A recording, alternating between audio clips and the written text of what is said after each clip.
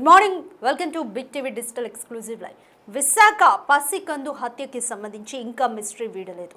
అయితే దుండగులు పాప తలని శరీరాన్ని ముక్కలుగా నరికి వేరు ప్లేసెస్లో పడినట్లుగా అయితే పోలీసులు అనుమానిస్తున్నారు. ఇంకా గాలింపు చర్యలు అయితే ఇంకా కొనసాగుతున్నాయి. అయితే అమావాస్య నేపథ్యంలో పాపను బలిచ్చారా, లేకపోతే వివాహేతర సంబంధానికి అడ్డొస్తుందని పాపను చంపేశారా, లేకపోతే వివాహేతర సంబంధం వల్లనే పాప పుట్టి చంపేశారా? సో ఇలా అనేక కోణాల్లో పోలీసులు అయితే దర్యాప్తు చేస్తున్నారు.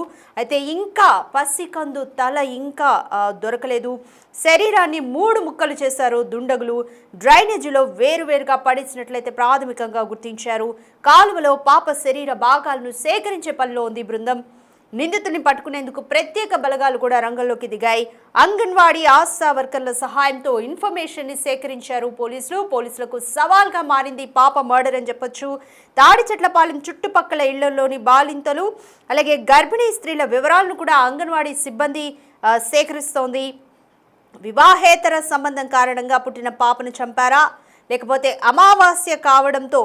నిన్న అమావాస్య కావడంతో చిన్నారిని బలిచ్చారా? ఇలా అనేక కోణాల్లో దర్యాప్తు చేస్తున్నారు. మొత్తంగా పోలీసులకు ఈ కేసు సవాల్గా మారిందనే చెప్పొచ్చు. విశాఖ పసికందు హత్య కేసుకి సంబంధించి ఇంకా మిస్టరీ వీడలేదు. అతి కిరాతకంగా పసి పాపని కూడా చూడకుండా శరీరాన్ని 3 ముక్కలుగా చేసి దుండగులు ఇంటెన్షనల్గా చాలా ఘోరంగా పసికందుని చంపేశారు.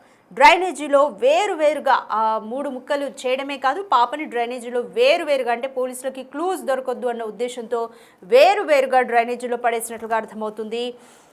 కాలువలో పాప శరీర భాగాలను రికవర్ చేసే పనిలో పోలీసుల బృందం ఉంది. ఈ కేసు పోలీసులకు సవాల్గా మారిందని చెప్పొచ్చు. అదిగోండి, చాలా డ్రైనేజ్ కూడా చాలా ఇరుకుగా, ఇళ్ల మధ్యలో అసలు నిజంగా అక్కడికి ఎవరు వెళ్ళరు, అక్కడ శరీర భాగాలు పడేసినా కూడా ఎవరు గుర్తించరు అన్న ఉద్దేశంతోనే ఆ డ్రైనేజ్లో పడేసినట్లుగా అయితే అర్థమవుతుంది.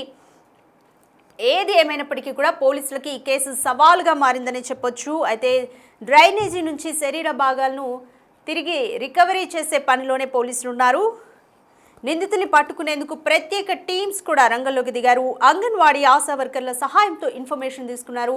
అంగన్వాడీ అంటే ఆ చుట్టుపక్కల ఉన్న అంగన్వాడీ కేంద్రాల నుంచి అక్కడ ఎవరెవరు గర్భిణీ స్త్రీలు అలాగే బాలింతలు ఎవరెవరు ఉన్నారు ఆ ఇన్ఫర్మేషన్ని పోలీసులు సేకరిస్తున్నట్లుగా తెలుస్తుంది. తాడిచెట్లపాలెం చుట్టుపక్కల ఇళ్లలోని బాలింతలు అలాగే గర్భిణీ స్త్రీల వివరాలను అంగన్వాడీ సిబ్బంది సేకరిస్తోంది. వివాహేతర సంబంధం కారణంగా పుట్టిన పాపను చంపేశారా, లేకపోతే వివాహేతర సంబంధానికి అడ్డొస్తుందని చంపేశారా, లేకపోతే అమావాస్య కావడంతో చిన్నారిని బలిచ్చారా? ఇలా అనేక కోణాల్లో పోలీసులకి క్లూ దొరకడం లేదు. ఎందుకు చంపారు అన్న దాని మీద ప్రాథమికంగా ఒక నిర్ధారణకి అయితే రాలేకపోతున్నారు. మొత్తానికి ఈ కేసు పోలీసులకు సవాల్గా మారిందని చెప్పొచ్చు. సో దీనిపైన మోర్ డీటెయిల్స్ మా ప్రతినిధి రాజు అందిస్తారు. నేనున్నది కంచెరపాలెం రాజీవ్ నగర్ కాలనీ. ఇది నేషనల్ హైవేకి కేవలం చాలా దగ్గరలో, అంటే ఇంచుమించుగా చెప్పాలంటే 100 నుంచి 150 అడుగులకు దూరంలోనే ఇది ఉంది. ఎవరైనా సరే నేషనల్ హైవే నుంచి ఇలా ఈ రాజీవ్ నగర్ కాలనీకి వస్తే అలా పై వరకు, కొండపై వరకు వెళ్ళొచ్చు. లేదా ఇక్కడ పరిసర ప్రాంతాల్లో జీవిస్తున్న వాళ్ళు కూడా. ఎందుకు ఈ మాట చెప్తున్నానంటే 2 గోడల మధ్యన చాలా చిన్న దారి, ఇది చిన్న సందు. ఇక్కడ ఒక పసికందుని ముక్కల కింద కోసి ఆ శరీర భాగాలన్నింటినీ కూడా డ్రైనేజీలో పడేశారు. ఎందుకంటే దీన్ని ఒక సీన్ రీకన్స్ట్రక్షన్లో చూస్తే గనక, అంటే ఒక వ్యక్తి నేషనల్ హైవే నుంచి, నేను వెళ్ళేటప్పుడు నేషనల్ హైవే ఎంత దూరంలో ఉందో దాన్ని చూపించే ప్రయత్నం చేస్తాను. ఇప్పుడు ఉన్నటువంటిది అంటే మనము ఇప్పటికే ఇక్కడ ఉన్నటువంటి శరీర భాగాలు ఏమేమి ఉన్నాయనేది మొత్తం చూపించే ప్రయత్నం అయితే చేసాం. ఈ కనిపిస్తున్నటువంటి ఈ పాల ప్యాకెట్ ఏదైతే ఉందో ఆ పాల ప్యాకెట్ ప్లేస్లోనే ఆ పాపకు సంబంధించినటువంటి పాప కానీ బాబు కానీ, ఒక పసికందుకు సంబంధించినటువంటి అక్కడ కాళ్ళు శరీర భాగాలని, ఆ పైన కనిపిస్తున్న మరొక కవర్ల ప్లేస్లో అక్కడ కొంత నడువునికి సంబంధించినటువంటి శరీర భాగాలు ఉన్నాయి. అదేవిధంగా ఇక్కడ కనిపిస్తున్నటువంటి ఈ ప్లేస్లో మరొక పాపకు సంబంధించినటువంటి, ఆ పసికందుకు సంబంధించినటువంటి శరీర భాగాల్లో ముఖ్యమైన చేతులు ఈ ప్లేస్లో పడి ఉన్నాయి. అదేవిధంగా నేను ఒక్కసారి అంటే ఇక్కడ ఉన్నటువంటి ఈ శరీర భాగాలకు తోడు ఇక్కడ ఒక కవర్లో మిగిలిన కొన్ని భాగాలు ఉన్నాయి. కానీ ఇవన్నీ కూడా ఉన్న తల భాగం మాత్రం కనిపించలేదు. ఒకసారి మనం ఈ సీన్ రీకన్స్ట్రక్ట్ చేస్తూ దీన్ని ఒకసారి పరిశీలించి చూస్తే ముఖ్యంగా ఇక్కడ ఒక పెద్ద ఆయన పైకి వెళ్తున్నటువంటి వాళ్ళు అంటే ఎవరైనా ప్రతి ఒక్కరు కూడా ఇలా వెళ్తూ కొండపై వరకు, ఇది కొండవాళ్ళ ప్రాంతం కావడంతో కొండపై వరకు ఇట్లానే ఇళ్ళు ఉంటూ ఉంటాయి. ఆ ఇళ్ళ వరకు వెళ్తూ ఉంటారు. ఒకవేళ పైన ఏదైనా జరిగినా ఇదే దారిలో నుంచి రావాలి కాబట్టి కనిపిస్తున్నటువంటి ఈ డ్రైనేజ్ ఏదైతే ఉందో, కనిపిస్తున్నటువంటి ఈ డ్రైనేజ్ ముఖ్యంగా ఇలా శరీర భాగాలను కనుక పైన ఎక్కడన్నా పడేసి ఉంటే అవి ఒక్కొక్కటిగా కొట్టుకుంటూ రావచ్చు. కానీ వాటర్ ఫ్లో అనేది చాలా తక్కువగా ఉంది. ఆ కనిపిస్తున్నటువంటి చెత్త చెదారం ఎప్పటి నుంచో ఉన్నది. ఆ చెత్త అంతా కూడా అందులో ఉన్న ప్లాస్టిక్ గ్లాసులు ఉన్నాయి, తర్వాత బాటిల్స్ ఉన్నాయి, ఇతర ప్రాంతాలు అన్నీ ఉన్నాయి, ఈ ప్రాంతాలు అన్నీ ఉన్నాయి. కానీ అవన్నీ కనుక ఈ వస్తున్నటువంటి కొద్దిపాటి వాటర్ ఫ్లోకి కొట్టుకుని వచ్చి ముందుకు వెళ్ళేదైతే ఖచ్చితంగా లేదు.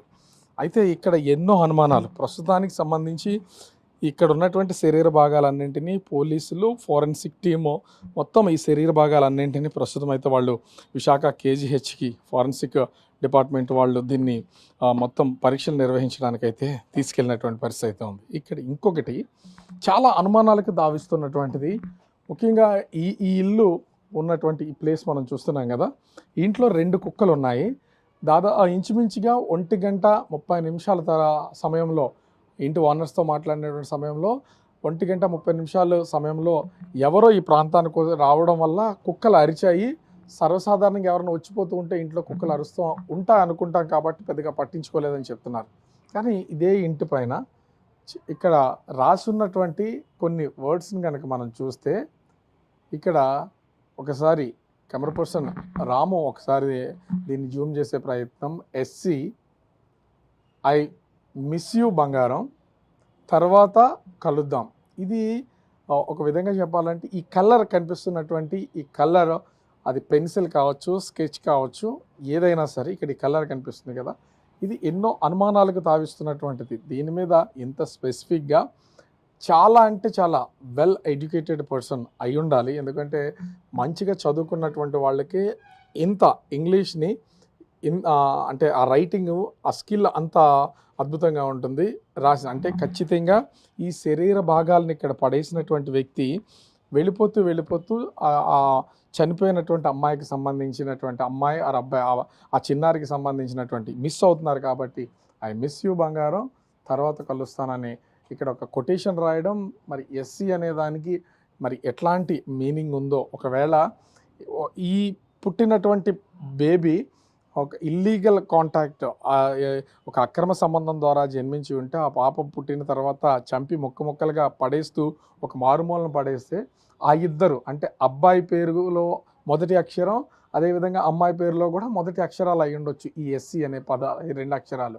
అందుకని ఎస్సీ అని వాళ్ళు రాసుకుని ఐ మిస్ యూ బంగారం, తర్వాత కలుద్దాం అని రాశారు. లేదా ఈ ఎస్సీ అనే పేరుకి ఆ అమ్మాయికి సంబంధించినటువంటి ఒక పేరు పెట్టాలని ముందుగానే అనుకుని ఉండొచ్చు. ఆ పేరుని కనుక వాళ్ళు పూర్తిగా రాస్తే ఇంకా దొరికిపోతారనే, ఎందుకంటే సహజంగా స్నేహితుల దగ్గర, కావాల్సినటువంటి వాళ్ళ దగ్గర కొన్ని తెలియకుండా నిజాలు చెప్పేస్తూ ఉంటారు. అలా చెప్పినప్పుడు ఈ పేరు బయటపడద్దనే ఉద్దేశంతో ఎస్సీ అని రాసి ఉంటారు.